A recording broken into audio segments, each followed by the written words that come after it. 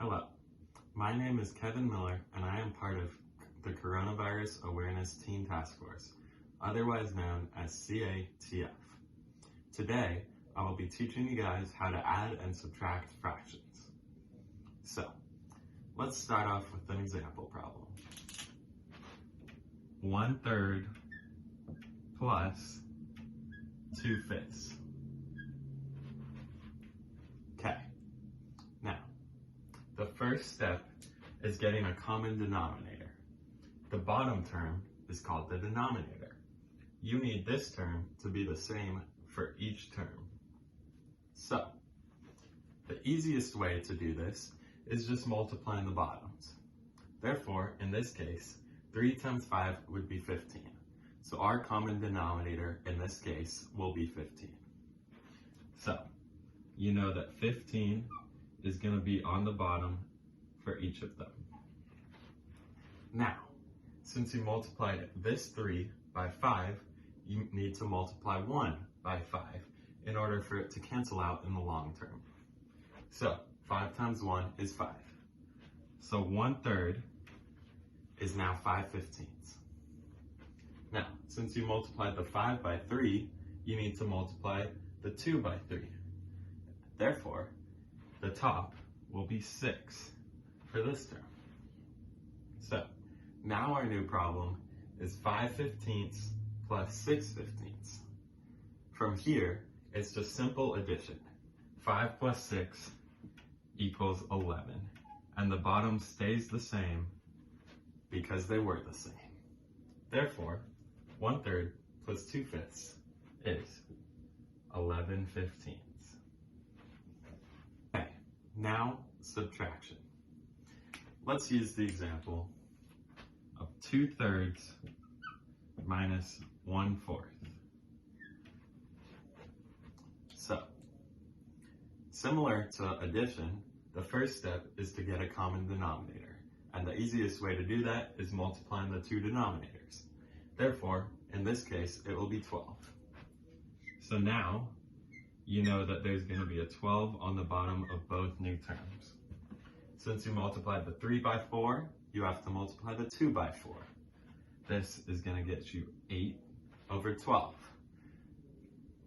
Now, since you multiplied 3 times 4, you need to multiply 3 times 1. This is going to get you 3/12. Now, it's just simple subtraction. 8 minus 3 is 5. And the denominator stays the same. 5/12 is the answer for this problem. But what do we do if we have complex fractions? Some of you guys may be asking, what are complex fractions? That's where you have a number, like 3, as well as a fraction, like 1/4.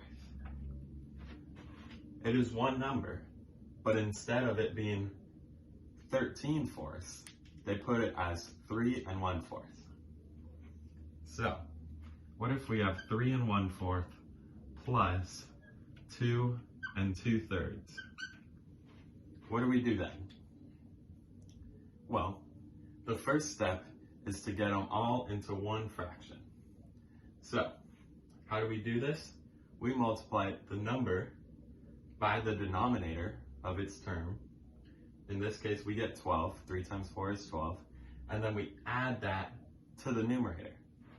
So we get 13 on top, and the denominator stays the same. So it's 13/4. Using the same process, we know that 2 2/3 is really 8/3.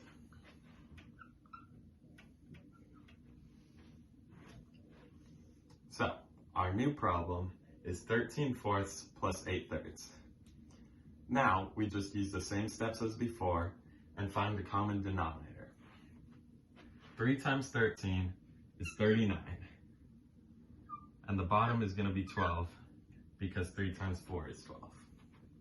Now, 4 times 3 is 12. We already knew that the bottom was 12. And 4 times 8 is 32. So now we have 39 plus 32. That is going to equal 71. And the 12 stays the same So we get 71/12. Well, how do we do subtraction with complex fractions? It's actually quite the same. We have 3 1/3 minus 2 2/5. So, first step is to get it into one fraction. So, 3 times 3 is 9, plus 1 is 10. Therefore, our numerator is going to be 10, and the denominator stays the same at 3. Now, we subtract. 2 times 5 is 10, plus 2 is 12. So this numerator is going to be 12/5. Now, we find the common denominator. This case, it's going to be 15, because 3 times 5 is 15. So, we know that 15 is going to be on the bottom for both terms. Now, since we multiplied this by 5, we need to multiply this by 5. This gets us 50/15 minus 3 times 12, since we did 3 times 5, which will be 36. 50 minus 36 is 14, and therefore, our answer is 14/15.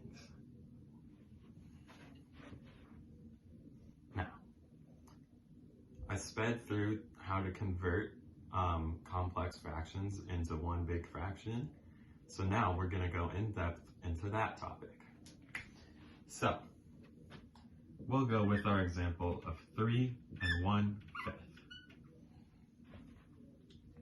So, this is basically saying that you have 3 full things and 1/5 of another thing. So, therefore, we're able to convert it all into something over 5. However, how many 5s do we need to get 3 full ones? To do this, we just multiply 3 and 5. This gets us 15. We know that there was 15/5 to get 3 as a whole number. However, there's still that 1/5 left. So we have to add 1 to it. And then we're going to put it all over 5, since it's 1/5 and 15/5, which is the same as 3 1/5. By simple addition, we now have 16/5, which is equal to 3 1/5. Okay, now time for a real-world example. Let's use the example of pizza, because who doesn't like pizza? So, let's say you have 2 pizzas of the same flavor.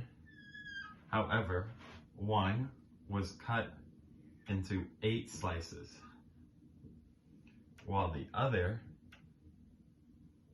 was cut into 6. So, let's just assume they're all the same size slices for each respective pizza. And you have 3 slices left in the 8-slice pizza. And you have 4 slices left in the 6-slice pizza. You want to find out if you're able to squeeze them all into one big box, or if you're going to need 2 boxes to take it home. So, we use adding fractions. So, this one is 3/8, and we're going to add that to 4/6. Now, just to make our math easier, I'm going to simplify 4/6 into 2/3 by just dividing both sides by 2. Therefore, our new problem is 3/8 plus 2/3. Now, using the same process as before, we're going to find how much is left in total. So, 3 times 8, that is going to get you your common denominator. In this case, it's going to be 24.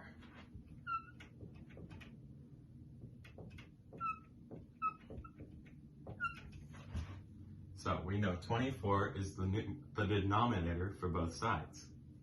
Now, 3 times 3, since we multiplied 3 times 8, 3 times 3 is 9. So you have 9 24ths as the first term. And since you multiplied this side by 8, you have to multiply this side by 8. So 8 times 2 is 16. Now, it's just simple addition. 9 plus 16 gets you 25.